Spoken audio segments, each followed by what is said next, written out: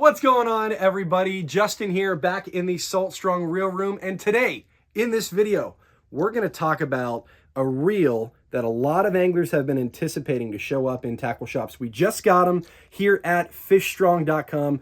This is the Daiwa Ballistic MQ LT 2500 DXH size. This is a highly anticipated reel for inshore anglers. If you want a lightweight reel that is very, very smooth, exceptionally well sealed, and specifically designed for throwing artificial lures to redfish, trout, and snook, this may very well be the best inshore spinning reel in its price point. I want to talk to you guys about all the features that are packed into this reel and be unbiased as well, acknowledge some of the cons or where I don't think it's as applicable as other Daiwa MQ reels or other reels by other manufacturers. We're going to go into all this here for you guys in this video. So the first pro that I want to talk about here on the Ballistic MQ is the material that this body is made out of. Daiwa is using what's called their Zion V material, and it is essentially a higher density carbon composite. What does that mean? It's kind of a fancy term for saying that it's a lightweight material, but unlike the Fuego, it's higher density, it's a thicker material, and it's going to be more durable long term. So something that some of the Fuego guys have acknowledged is that there might be a little bit of flex here in the handle arm stem when under a load. You're going to eliminate that issue with going with the Zion V material, where when there is significant pressure under this reel, it is very, very rigid. It's a higher density material. It's going to withstand a lot of load. So we're going to eliminate that issue when you step up into this reel. And if you want to talk about crazy lightweight, I actually got a scale. The box says that these 2500 size are 6.9 ounces, under 7 ounces. I want to pop this on the scale and let it sit and kind of see where this comes up at. All right, we're going to pop this on nice and gingerly. Whoa, we're reading 6.8. Okay, that is super lightweight. I believe the BGMQ is sitting right at about under 9 ounces, and same with the Saltist MQ. So you're shaving, I mean, almost 1.5 ounces off of this reel. So right there, from a lightweight perspective, which I know is what a lot of guys are looking for in their spinning reels. They want the lightest weight reel possible, but they don't want to sacrifice the strength and the durability. Going with that Zion V material is probably the way to go if you're going to be a diehard artificial lure angler. Pro number 2 for this reel is sealing, which is very important for inshore anglers. These reels kind of have a 1-2 punch. This Ballistic MQ includes Daiwa's MQ body design. MQ stands for monocoque. It's a one-piece body. There's no 2 side plates that meet up with screws. The only thing sealing this here is this round threaded side plate right here. It's got a rubber ring, 360 degrees around. Inside, there's a massive main gear. That's a whole other topic. I mean, the main gear on MQ series of reels, it's like the size of a silver dollar. Bigger gears, deeper cut teeth is going to translate to a smoother reel when engaged and a stronger reel when under a load. But in terms of sealing, you've got this threaded side plate, and then you've got 8 other seals throughout the inside of the body of the reel, at the top of the drag stack, underneath the cap, right underneath here on the main shaft, and then inside there's multiple seals protecting the anti-reverse clutch as well. And one big thing that I know a lot of guys are going to look for is, does the reel have mag seal? And yes, it does. Daiwa does include mag seal on the Ballistic MQ, and essentially, we're not going to be able to completely see it here in this video. What mag seal is underneath this rotor here, when you take that lip off and you get down underneath above the anti-reverse clutch, which is about right here in the reel, there is a proprietary ferrofluid that creates an airtight and a watertight seal above the bearing of the anti-reverse clutch. Now, I've said it before, the anti-reverse bearing is what makes sure the reel goes forward or backwards.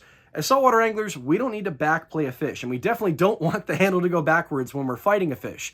So Daiwa's done a number of different things. It's already well sealed physically outside, and they've incorporated their mag seal technology to protect that anti-reverse bearing from never failing inside of here.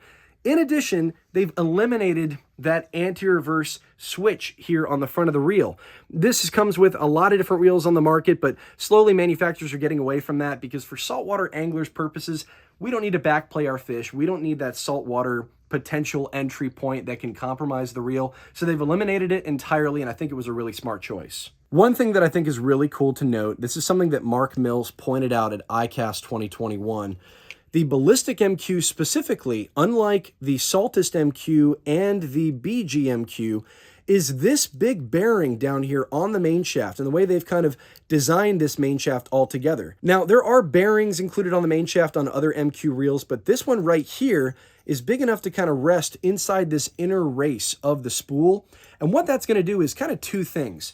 Number one, it's going to provide extra support to that spool when it's under a load. So when I pop that spool on and this is engaged, the spool's not resting here on the main shaft or on a much smaller bearing. Now this bigger bearing is going to provide better support when there's load provided to it. And it's going to be kind of like on a track or on wheels. When that drag is engaged, it's going to be very, very fluid. One thing that I think a lot of anglers have experienced, I know I've experienced it, is over time when you hook into a big fish and it's burning drag, right? Sometimes the drag feels sticky. It's like zit, zit, zit, zit, zit, zit, zit. You're going to eliminate that by having this bigger bearing on the Ballistic MQ, and Daiwa still includes their ATD, which is their automatic tournament drag. That's a proprietary grease they include in the drag stack of the reels to help make sure that when it's under a load and when there's friction applied, that grease is very viscous and it's going to help create for a smooth drag when engaged. But when not engaged, it's kind of going to take on a different density. It's going to be a little bit thicker, and it actually provides a little extra protection from saltwater making its way down the main shaft. So number three, still kind of on that lightweight discussion, are the little features that Daiwa was included into this reel, specifically designed for, fluidity and ease of startup. And that is their air rotor and their air bale design. It's an etched out carbon fiber rotor, still made out of the Zion V material.